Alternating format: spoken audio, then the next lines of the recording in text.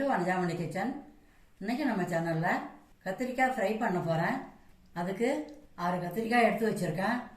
கத்திரிக்காய் ஃப்ரை பண்ண 6 கத்திரிக்காயை நீள வாக்கில் இந்த மாடலில் தான் அரியணும். அரிஞ்சு தண்ணியில் போட்டு வச்சுருக்கேன். கத்திரிக்காய் ஃப்ரை எப்படி செய்கிறதுன்னு பார்க்கலாம் வாங்க. கத்திரிக்காய் ஃப்ரை பண்ண தேவையான பொருட்கள்: கத்திரிக்காய் ஃப்ரை பண்ண ட்ரை ரோஸ்ட் பண்ணணும். 1 டேபிள் ஸ்பூன் வறுத்த மணிலா பயிறு, 5 பல்லு பூண்டு உரிச்சு வச்சுருக்கேன், 1 ஸ்பூன் எள்ளு, 3 காஞ்ச மிளகா, 1/2 ஸ்பூன் சீரகம். இதை எல்லாத்தையும் ட்ரை ரோஸ்ட் பண்ணி பொடி பண்ணிக்கணும். ஸ்டவ் ஏற்றிட்டேன், பான் காயுது. இதில் 1 ஸ்பூன் எள்ளு போட்டுக்கலாம், 3 மிளகா போட்டுக்கலாம், 1/2 ஸ்பூன் சீரகம் போட்டுக்கலாம், 5 பல்லு பூண்டு போட்டுக்கலாம். 5 பல்லு பூண்டு, 3 மிளகா, 1/2 ஸ்பூன் சீரகம், 1 ஸ்பூன் எள்ளு. இது எல்லாத்தையும் ட்ரை ரோஸ்ட் பண்ணிக்கலாம். வேர்க்கடலை வறுத்து வச்சுருக்கேன், அதனால் அதை வறுக்க வேண்டியதில்லை. எள்ளு சீரகம் பொரிஞ்சு வரட்டும், அது வரைக்கும் வறுத்துக்கலாம். பொரிஞ்சு வந்துடுது. இப்போ அடுப்பை ஆஃப் பண்ணிவிட்டு ஆற வச்சு பொடி பண்ணிக்கணும்.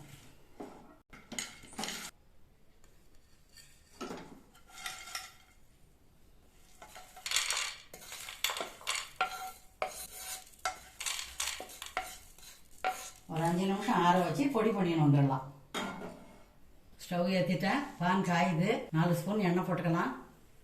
1 ஸ்பூன் கடுகு உளுத்தம்பருப்பு சேர்த்துக்கலாம்.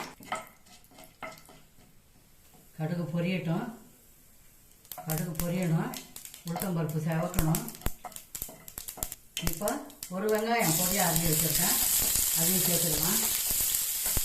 வெங்காயம் வதங்க தூள் உப்பு சேர்த்துக்கிறேன்.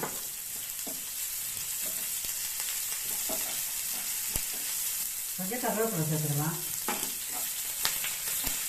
1 நிமிஷம் வதக்கணும்.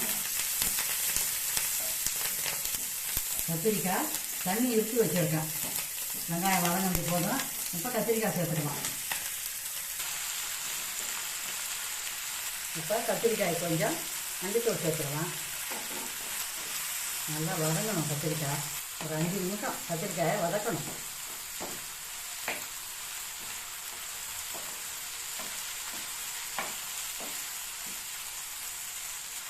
5 நிமிஷம் வதங்கணும்.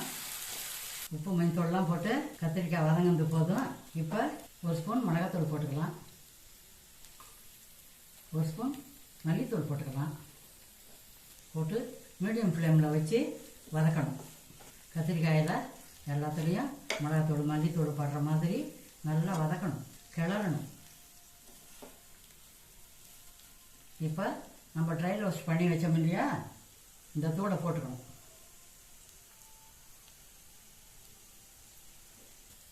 இப்போ ட்ரை ரோஸ்ட் பண்ணி வச்சோம் இல்லையா, பூண்டு எள்ளு மணிலா அது எல்லாத்தையும் அந்த பொடியும் போட்டுட்டேன். அதை போட்டுட்டு 1 நிமிஷம் அப்படி வதக்கி எடுக்கணும். கத்திரிக்காயில் எல்லாத்துலேயும் அந்த பவுடர் படுற மாதிரி வதக்கணும். உப்பு காரமெல்லாம் சரியாக இருக்குது, வாசனை கமகமன்னு இருக்குது. இப்போவே சாப்பிடலாம் போல தோணுது. இது போல் செய்து வச்சா கத்திரிக்காய் சாப்பிடாத பிள்ளைங்க கூட எல்லோரும் சாப்பிடுவாங்க.